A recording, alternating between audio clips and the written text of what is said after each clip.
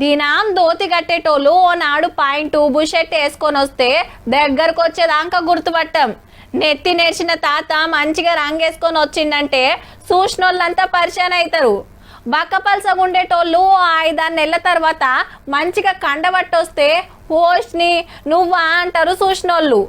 అసొంటిది ఇక మిషన్లు గుర్తుపడతాయా మరి?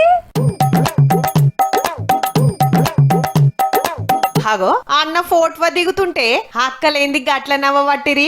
మంచిగా చూడుర్రి. ఓష్ని గుండు మీద గీ అక్క జుట్టు కప్పేస్తే యాప్లా ఫోటో ఇగ్గుతున్నారు.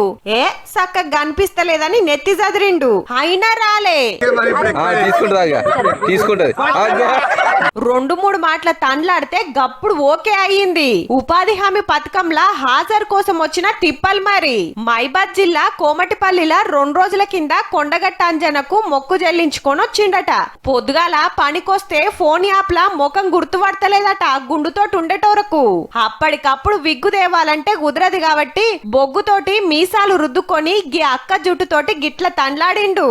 వడగాళ్లకు ఇదంతా పడుతుంటే మా వడగాళ్లకు మా చెంపలు మా చేతులు మా అన్ని గుంజుకోపోవడం ఇదంతా జరగడం వల్ల ఏం జరిగిందంటే మేము పౌడర్లు చల్లుకొని పోవాల్సి వస్తుంది. ఎండలకు చెమటలు గారే వరకు అట్లా గుర్తుపడతలేదని పౌడర్లు చల్లుకొని ఫోటోలు దిగబట్టిరి. సిగ్నల్ చక్కగా అందక అట్లా తక్లివేనాయే. మునుపంటే ఏలి ముద్రేసేది పైకం తీసుకునేది. గట్లయితే పైసలు గోల్మాల్ చేస్తున్నారని గీ టెక్నాలజీ తీసుకొస్తే కూలీలను గిన్ని తీర్ల తిప్పలు పెట్టబట్టే.